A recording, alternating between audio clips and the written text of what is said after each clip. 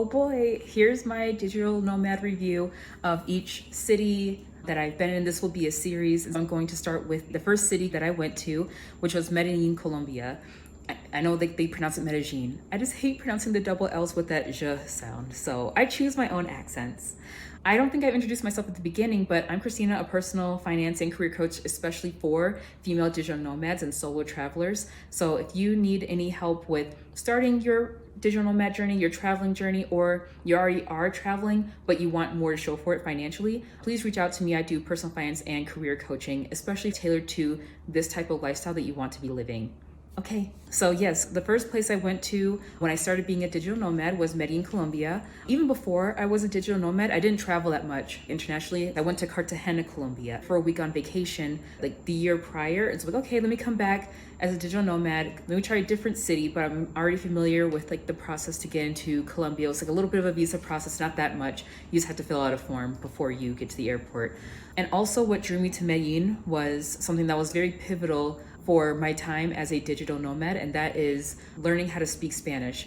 I'm not fluent. Please don't ask me really hard questions in Spanish, but I can survive. I can talk to Uber drivers, I can order food, I can go to the doctor by myself, I can read signs, notices on apartment elevators and stuff, like memos and things like that. I can understand it. So in order for me to get to that point, I'll talk about how I learned Spanish later. There was a Spanish school, an intensive language learning school for Spanish in Medellin, Colombia, and that's called Baseling, and I still use them to this day. They had an intensive program which was 4 hours of in-person classes per day, Monday through Saturday, and then you had on top of it, you could take unlimited classes online, and I do a version of that even now. So Baseline also has, this is not advertisement. I mean, it could be, I have the code. So actually I'll put that in the place where you can find things to click on to find more information. But Baseline also has a fully remote option. I think I pay like $140 or $120 a month, but I get unlimited Spanish classes. And so if you've taken lessons from like an individual, it's around $10 an hour anyway. So if you're really serious about learning Spanish and you're doing more than like 12 hours a month, it pays for itself. So that's why I chose Medellin, because they had that in-person class. I'm like, I want to be here. It's my goal to learn a different language, especially Spanish. I have a lot of Latinx friends from university. I'm like, I can never speak to them because like they always have to switch to English when I'm around. So I wanted to be able to talk with them. And that's what drew me to Medellin. I was there early January to the first week of February. I thought I was going to spend more time there, but then I decided to go to Rio for Carnival. So that kind of changed my plans a bit. So let's talk about the overall vibe in Medellin. I think it's a good place for digital nomads, but there's a lot of shenanigans, and it's not even the locals' fault. It's full of shenanigans because passport bros are real, and I just thought it was a thing on the internet that it wasn't actually real, and like you can do your best to avoid them, but you can't, because you'll be in the groups where it's like expats or digital nomads of this certain city, and you just ask questions like, hey, I'm looking for this particular hot sauce, you know, if any grocery stores here have it, or I'm looking for a tailor for my clothes, does anyone have any recommendations? Those very benign groups, there'll be men talking about how they took advantage of women financially and how, you know, women over here are X, Y, and Z, and they're not like women back home. And I'm like, bruh, it's 7 a.m. and you're talking about how this Colombian woman asked you for like $20 and you said no, and you felt really proud and you felt like you're the man because of it. Like, it's too early in the morning for that. It was like 7 a.m. on a Sunday, like, boy, chill. And so that kind of tainted my experience of Medellin, but it's not their fault at all. People just come there to do shenanigans, and that's not cool. So switching a little bit into like dating culture, I didn't date at all. Absolutely not, because it's a cesspool. Because the foreigner men want Colombian women. They don't want other foreign women. And this is no shade. Like, I hope Colombian women, I get your bag. Like, please, you earned it. Do what you have to do. The only negative I'm speaking about is the foreign men. So the foreign men like the local women, the Colombian women. The Colombian women like the foreign men because they have money and they also date their own, of course. The local men like foreign women, but in like a same type of way. But because I'm a little bit more traditional when it comes to dating, I'm a little bit high maintenance. I don't want to put someone out. So I don't want to date and have to pay for dinner and have to pay for all these things. So I'm like, let me just sit myself out. And then the foreigner women like myself, we just don't really date because there's not really that many viable options. And when you see all the shenanigans that are going on, it's better for you to just chill out. Just There's so many other experiences that you can have in Medellin, Colombia, so it's fine to not date. So that's the overall vibe. I stayed in an Airbnb, and people are always asking, like, did I feel safe and everything? I felt really safe because, especially if you're in areas that have like a little bit of a spicy reputation, a lot of the reputable buildings anyway will have like 24/7 security, cameras, and all that stuff. So I felt very safe in my apartment. And my apartment had a good view. It was like a high-rise type of building. And that's important because one thing I always worry about, even for myself, doesn't matter the country, I don't like bugs. I like to be very high up versus being on a ground floor level apartment or a house for bugs and also safety. So I was on the 5th or 7th floor or something like that. I had a good view. It had amenities like a gym, a pool that wasn't used because it wasn't warm enough to use the pool. So yeah, so that's where I stayed.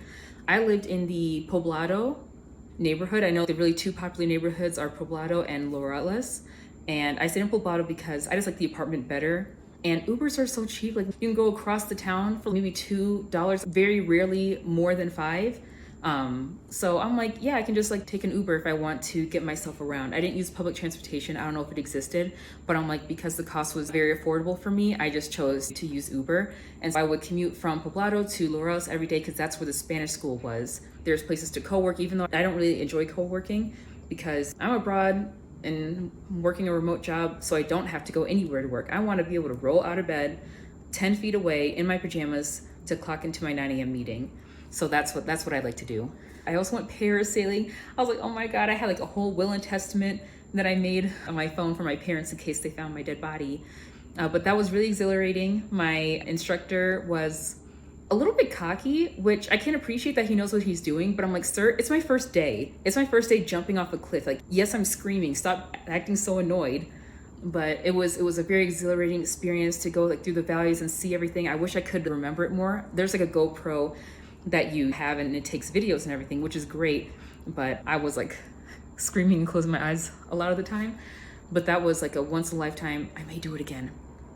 I need more time. I may do it again. Experience. I also went to this private chef's table type of dinner. Like, you go to his house with 6 other people, and I got to experience and taste very traditional Colombian dishes. Maybe I'll have like some videos or something that I'll put in here. Probably not. That'll be an extra video.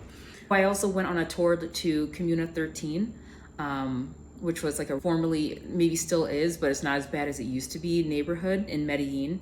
People think of Medellin, they think of Colombia, they think narcos and everything. So one thing to not do is talk about that. You may think it's a TV show, it's a joke, that it's funny, but that has traumatized generations of people, and they may still be dealing with the aftermath of that. That's why people emigrated out maybe. So it's not something to joke about, like it's a country's trauma. So that's a word of, I guess, warning. I can't tell you what to do, but be respectful when you are a guest in someone else's country. Would I return to Medellin, Colombia? No. Well, travel within Colombia is very easy through flights and not that expensive relatively, so I would just go to other places. But if you're on a self-improvement journey, I feel like there's a lot of things to do, and it's easy to avoid all the shenanigans. So I would go there again, and I would focus on my health. I would take Pilates classes. I would get my hair cut. It's so nice to be in Colombia because there's not that many Black people in Medellin, but in Colombia in general, there are Afro-Colombians. And where there's Afro populations, there's people that know how to do Black hair. And so there's this one chain called Pelo Bueno, which is good hair, get it? And they do curly cuts. So I would go there, I could curly cut for like 40 USD. I got a manicure and a pedicure total for $12 USD. So I would just focus on that if I were to go back. My highlight was going parasailing, and the low light would be just having unwanted contact with the men. It was in WhatsApp groups and everything. You go out and men come to you because like maybe, I don't know if they thought I was foreign, and well, men don't really come up to me. Maybe something about my face or my existence screams, don't touch me, don't look at me, don't bother me.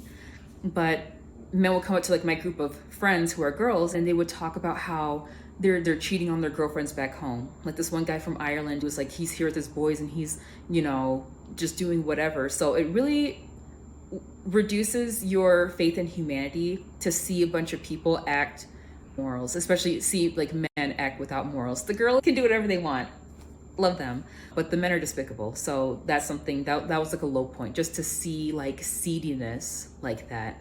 And then the food, I don't like Colombian food that much. I realized it's not, to me, It's not bland. You cannot say Colombian food, especially Medellin, like paisa food is bland. That's what they call themselves. Like I'm from Michigan, we're Michiganders. Someone from Medellin is a paisa. You cannot say it's bland. However, I felt it was always lacking something. For example, their signature dish is called bandeja paisa, like just paisa plate, like a tray of food. And it's like ground beef, pork belly, like chicharrones, maybe sausage, rice and beans, a piece of avocado, a plátano, oh, in a arepa, of course. It's a big plate full of meat and carbs. And I'm like, okay, is there like any salsa? I know salsa just means sauce in Spanish. Like, is there any type of sauce? Because it's a very rich dish. It's full of like meat and carbs, which is great. My favorite. But I also like something to cut the fat, like something acidic, something tangy, you know, like something to make you want to keep eating more. But it wasn't. And that's not really a common thing. In my opinion, I was like, God, like, this is such a fertile land. There's so much greenery. There's so many trees and flowers and everything in Medellin. And the biodiversity in Colombia in general is very broad. How come having sauces with vegetables and stuff isn't something that's more common? So that was disappointing. I would go to Medellin again, like if I was like on a diet, like, oh, let me eat this food for sustenance. It is not bad. It's just not my cup of tea. For reference, my favorite cuisines are Mexican. I like Middle Eastern food, especially like Lebanese and things like that. I like soul food, of course. In contrast, you can kind of see how I like salt, I like vinegar, I like citrus. So yeah, there's that. For clothing and shoes, I mentioned shoes a lot when traveling abroad because I'm 5'5" and I have bigger feet. And if I go to some places where the people are naturally smaller, this could be a concern because I literally can't buy new clothes or I can't buy new shoes because I might not be able to fit into it. So that's why that's a point on my review. When it comes to clothing, clothing is great. It's made for women with curves. I have curves, so I would buy fajas from there, jeans, blouses, and dresses because, you know, it goes in at the waist and everything. So I would definitely go there to go shopping. Shoes, like, you know, it's fine. I didn't really stick out size-wise from the native population. Medical, I didn't have any medical concerns there, but it's very easy to find just from my expat friends and everything over there. A dentist, you need a doctor. I think there are people that come to your home. Like there's like medical professionals that can come to your home and do a visit. So I'm like, oh my God. And I'm American, so you already know about our healthcare system. So that's lovely. But also let's maybe pay respect. That service may be normal priced or attainable for me as an outsider, but maybe to someone who's earning in Colombian pesos, it's a very luxury service. So I want to pay respect to that as well. In terms of being Black in Colombia, I had no problem. In Medellin specifically, I had no problems with being Black. Like they know I exist, but there's not many Black people in Medellin. Like they're there, but they're often working in service roles. And even one time I learned, like with being Black in Latin America, maybe in Colombia, maybe just in Medellin, but I was practicing with my professor one time and we were learning verbs like ser versus estar. So they both mean to be, like I am in Spanish, but they're two different forms. And so we're practicing which sentences would I use, like ser or estar, like yo soy ser or yo estoy estar. And so ser is like for things that are kind of like more permanent. Do not ask me for, I'm a beginner in Spanish, please. I may get this wrong. But ser is like for things that are like unchangeable, like within you. So I'm like, I am a woman. Yo soy una mujer, period. And one other example that I gave, I was soy negra, like I'm Black. And she was like, and I'm like, I'm not Black? And I'm like, what am I? And she's like, you're like more like morena. And I was like, oh, but I guess there's a difference between how Blackness is perceived in different places. But one thing that she said that gave me some pause about the attitude towards Black people, or I guess people who are darker than me, is that I was like, oh, I kind of blend in with other Black people here. And she was like, well, no, you kind of stick out because you're not ashy. And I was like, oh my God, like, yeah, she's like, yeah, they don't use lotion. So that's how they can tell you're not Afro-Colombian. That's how they can tell you're American or something. So I don't know. I don't know. So being Black, I have no problems. And also, especially in Latin America, it's not what racism does to you, it's what it can do for you. Because race and class are very heavily connected in a lot of places, in America too, but in Colombia, it's like I said before, a lot of the service roles were held by people who I would consider Black. And so when people think that you're Black, they think that you're poor and they don't want to rob you that much. So that's my way of rolling with the punches. Like I said, it's not what racism does to you, it's what it can do for you.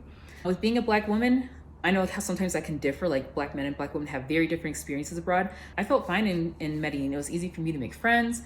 People didn't look at me crazy, treat me crazy. I think with me being America's sweetheart and me being very intent on trying to learn Spanish, so talking with people and having conversations in Spanish instead of defaulting to English, I don't want to say it made them respect me, but they gave me a little bit of props for trying. And I think that made my time in a lot of places. It makes it easier when you respect the local culture and the local language.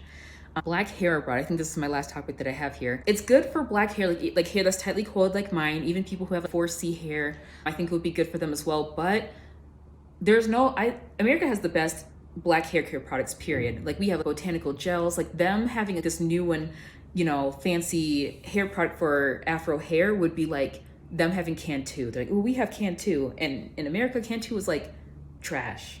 Like you use it, but like, girl, you don't want to use anything else. Like that's kind of like a last resort, or like you are in the middle of a gas station, you need something for your hair, and in an emergency, you'd use Cantu. But in Medellin, the hair salon De Lo Bueno would have the fancy hair products that people sell in hair salons. Their version of that is having Cantu and Eco Styler gel. So you can definitely get your hair done. Will it be the most organic, botanical essence products? No, but will it get the job done? Yes. You can find fake hair. If you want to do braids, there's people that do braids. In particular, I like to focus on people who take care of like loose natural hair, because around the world it's easy to find someone to put your hair away, put your Afro hair away. But it's much harder to find someone who can treat your hair with nurture and care. And you can definitely find that in Medellin. There's a few different select salons where you can go to get your hair cut. And they do like the curly cut, they cut it 3D and everything. So it's not like they have to blow dry it, cut it, and then when it shrinks up unevenly, you're SOL. So having black hair abroad in Medellin, Colombia, I would have no problems with that. Whew. That is my review of Medellin, Colombia. I enjoyed my time there. I would probably go visit some other cities in Colombia first, but I think it's a great stop. My one word of advice to go to Medellin, Colombia is treat it with respect. Like, it's not your playground. Stop doing so many shenanigans. I'm talking mostly to the men, which my page is mostly for the girlies. But if your boyfriend's watching this, or if your boyfriend is like watching this and he wants to go to Medellin, Colombia, you got to break up with him. People treat it like it's a playground, but it's actual people there. So go learn as much as you can. Don't try to take advantage of people. And you should have a good time, and it should be great. So yay, thanks for watching, bye.